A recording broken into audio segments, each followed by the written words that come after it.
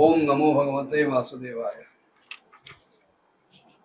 पहिलं दूषित शरीर टाकून दिलं आणि नवीन शरीर धारण केल्यानंतर ब्रह्मदेवांच्या मनात असं आलं की आता मी पहिल्यासारखी अतिशय सुव्यवस्थित रूपानं सगळ्या लोकांची रचना करावी, पण ते कसं शक्य आहे. आणि असा विचार करत असताना त्यांच्या चारी मुखातून वेद प्रकट झाले, उपवेद आले, न्यायशास्त्र, होता, उद्गाता, अध्वर्यू, ब्रह्मा असे ऋत्विजांचे 4 कर्मधर्म, यज्ञांचा विस्तार, धर्माचे 4 चरण आणि 4ही आश्रम, त्याचप्रमाणे त्यांच्या वृत्ती, हे सगळं त्या ब्रह्मदेवांच्या मुखातून निर्माण झालं. मैत्रेयांचं हे बोलणं ऐकलं आणि विदुरांना जिज्ञासा निर्माण झाली. ते म्हणाले, अहो, विश्वरचयिता अशा स्वामी ब्रह्मदेवांनी जेव्हा आपल्या मुखातून ह्या वेदांची रचना केली असं तुम्ही म्हणालात, तेव्हा कोणत्या मुखातून कोणत्या वेदाची निर्मिती झाली, हे सगळं आपण मला विस्तारपूर्वक सांगावं. कारण जेव्हा ब्रह्मदेवांनी चारी बाजूला बघितलं कमलासनामध्ये बसून, तेव्हा त्यांची 4 दिशांना 4 तोंड फुटली. सुरुवातीला त्यांना काहीच कळत नव्हतं आपण काय करावं, कसं करावं, आणि कोणी आजूबाजूला दिसत नव्हतं. म्हणून जेव्हा त्यांनी 4ही बाजूनी बघायला सुरुवात केली, तेव्हा प्रत्येक दिशेला त्यांना एक एक तोंड फुटलं. तर विदुरांनी नेमका प्रश्न विचारला की कुठल्या तोंडातून कुठला वेद निर्माण झाला, किंवा आणखीन ज्या ज्या गोष्टी तुम्ही निर्माण झाल्या म्हणून सांगितल्यात त्या नेमक्या कुठल्या तोंडातून निर्माण झाल्या. त्याच्या उत्तरादाखल मैत्री सांगतात की ब्रह्मदेवानी पूर्व, दक्षिण, पश्चिम आणि उत्तर अशाच क्रमानं आपली मान फिरवली आणि तशी तिकडे त्याला तोंड निर्माण झाली. तेव्हा पूर्वेकडनं ऋग्वेद निर्माण झाला, दक्षिणेकडनं यजुर्वेद निर्माण झाला, पश्चिमेकडनं सामवेद निर्माण झाला आणि अथर्ववेदाची रचना उत्तरेकडनं झाली. आणि ह्याच क्रमानं शस्त्र, इज्या, स्तुतिस्तोम आणि प्रायश्चित्त अशी कर्मही प्रवृत्त झाली. त्यातलं शस्त्र हे जे कर्म आहे ते होत्याचं कर्म आहे, इज्जा हे जे कर्म आहे ते अध्वर्यूचं कर्म आहे, स्तुतिस्तोम हे जे कर्म आहे ते उद्गात्याचं कर्म आहे, आणि प्रायश्चित्त हे जे कर्म आहे ते ब्रह्माचं कर्म आहे. हे 4ही ऋत्विज कुठल्याही यज्ञामध्ये अत्यावश्यक असतात. पुढे ब्रह्मदेवानी उपवेदांचीही निर्मिती केली त्या प्रत्येक मुखातून. तेव्हा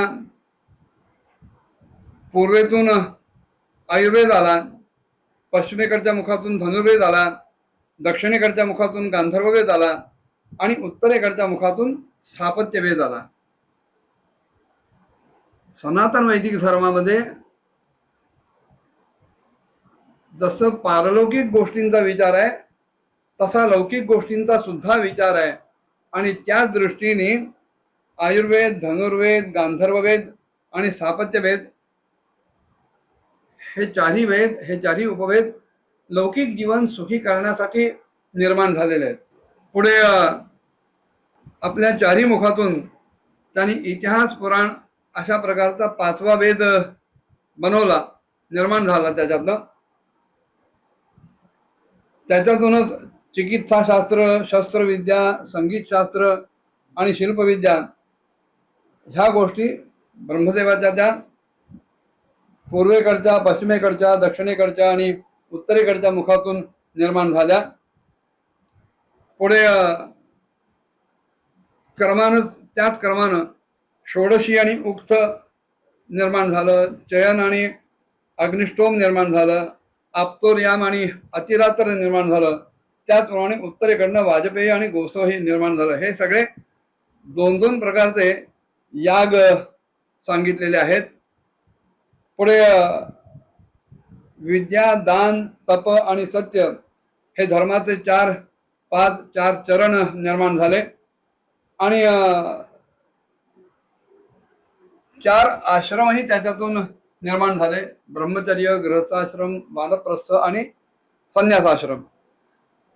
त्या 4 आश्रमांच्या 4 वृत्तीही निर्माण झाल्या. ब्रह्मचर्याच्या ज्या वृत्ती आहेत, सावित्र, प्राजापत्य, ब्राह्म आणि बृहत, ह्या प्रत्येकाला काही विशिष्ट अर्थ आहे. सावित्र याचा अर्थ आहे मुंज झाल्यानंतर गायत्रीचं अध्ययन करण्यासाठी धारण केलं जाणारं 3 दिवसाचं ब्रह्मचर्य व्रत, त्याला सावित्र म्हणतात. पुढे दुसरी एक ब्रह्मचार्याची वृत्ती आहे प्राजापत्य, की 1 वर्षाचं ब्रह्मचर्य व्रत त्याने ठेवायचं. पुढे ब्राह्म वृत्ती आहे, वेदाध्ययनासाठी घेतलेलं ब्रह्मचर्य वेदाध्ययन पूर्ण होईपर्यंत पाळणं, हे ब्राह्म आहे. आणि बृहत वृत्ती जी आहे ती आयुष्यभर ब्रह्मचर्य पाळणं. पुढे गृहस्थाश्रमाच्या 4 वृत्ती त्यांनी सांगितल्या की गृहस्थी माणसानं आपलं जीवन कसं चालवावं. त्यांनी वार्ता, संचय, शालीन आणि शिरोंच अशी नावं दिलेली आहेत. वार्ता याचा अर्थ आहे कृषी इत्यादी शास्त्रविहित वृत्ती. संचय याचा अर्थ आहे याग, यज्ञ इत्यादी करणं आणि करवणं. शालीन याचा अर्थ आहे गृहस्थानं अयाचित वृत्तीनं राहणं आणि यदृच्छेनं जे काही मिळेल त्याच्यात संतुष्ट असणं, समाधानी असणं. आणि शिरोंच जी वृत्ती आहे गृहस्थाश्रमी माणसाची सांगितलेली, त्याच्यात असं अभिप्रेत आहे की शेतातील पिकांची कापणी झाल्यानंतर जमिनीवर पडणारं जे धान्य आहे, जे दाणे आहेत, ते वेचायचे आणि त्याच्यावर आपली जीविका चालवायची. किंवा धान्य बाजारात, विशेषतः घाऊक धान्य बाजारात धान्याची उलाढाल होताना, ने-आण करताना जेव्हा काही दाणे खाली पडतात तेव्हा ते दाणे वेचायचे आणि आपली जीविका सांभाळायची. त्याचप्रमाणे वानप्रस्थाश्रमी माणसांसाठी सुद्धा त्यांनी 4 वृत्ती सांगितल्या की वैखानस, वालखिल्य, औदुंबर आणि फेनप. वैखानस याचा अर्थ आहे की नांगरणी पेरणी न केलेल्या जमिनीतून उगवलेल्या पदार्थांवर उदरनिर्वाह करणं. पूर्ण गृहस्थाश्रम आपली सगळी कर्तव्य पार पाडून सांभाळल्यानंतर पुढचा जो आहे आश्रम त्याला वानप्रस्थाश्रम म्हणतात, की भगवंताच्या उपासनेसाठी ग्रहादिकांचा त्याग करून वनाकडे वळणं, वनात राहणं आणि भगवंताचं चिंतन करणं. तेव्हा हा वानप्रस्थाश्रम सांभाळत असताना एक वृत्ती त्याने सांगितले वैखानस म्हणजे नांगरणी किंवा पेरणी न केलेल्या जमिनीतून आपोआप जे की पदार्थ उगवतात त्यांच्यावर आपला उदरनिर्वाह सांभाळणं. दुसरी वृत्ती आहे वालखिल्य, की नवीन अन्नधान्य मिळाल्यानंतर पहिलं जे साठवून ठेवलेलं धान्य असेल ते गोरगरिबांना, गरजूंना दान करणं आणि मग जगणं. तिसरी वृत्ती आहे औदुंबर, त्याचा अर्थ आहे सकाळी उठल्यानंतर तोंड निसर्गतः पहिल्यांदा ज्या दिशेला असेल तिकडूनच फळादी गोष्टी आणायच्या आणि निर्वाह करायचा.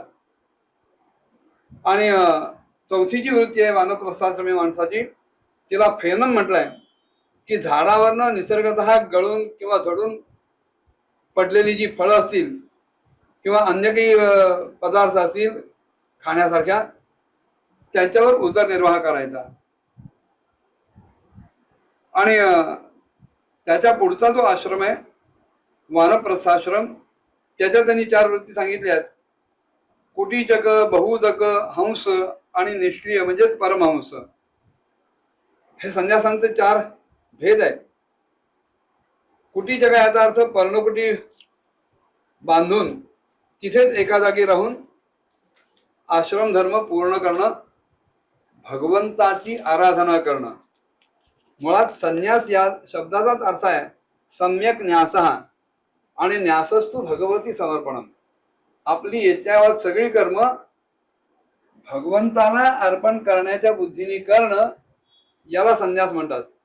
उगीच वैतागून किंवा निराशेनं हताश होऊन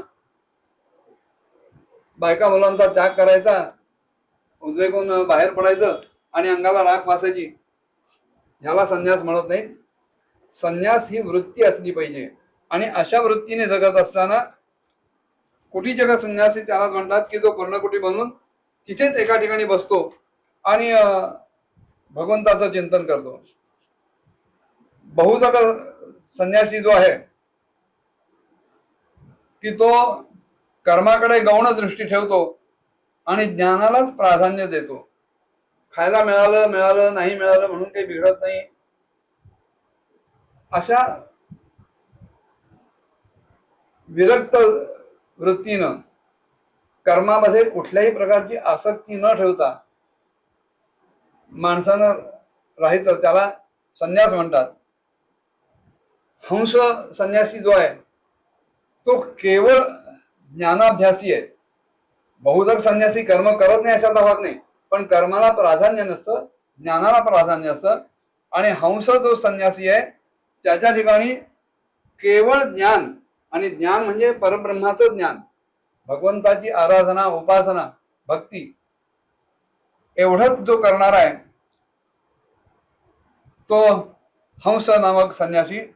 आणि सर्वोच्च स्थिती जी आहे संन्यासी आश्रमाची, निष्क्रिय म्हणजे परमहंस, की जो जीवन मुक्तच आहे, ज्ञानी आहे आणि ज्ञानातून ज्याला देह जिवंत असून सुद्धा मुक्ती मिळालेली आहे. मुक्त होणं याचा अर्थ मरण यायलाच पाहिजे अशाचा भाग नाही. देह असलेला असताना सुद्धा, देह जिवंत असताना सुद्धा जो आजूबाजूच्या कुठल्याही व्यवहारात अडकत नाही, आसक्त होत नाही, तिकडे त्याचं लक्षही नसतं, त्याला जीवनमुक्त म्हणतात. म्हणजे तो पूर्णतः ज्ञानरूप झालेला असतो. पुढे आणखीन सुद्धा काही गोष्टी मैत्रेयींनी विदुरांना सांगितल्या. काय काय सांगितलं पुढच्या भागात बघूया. ओम नमो भगवते वासुदेवाय.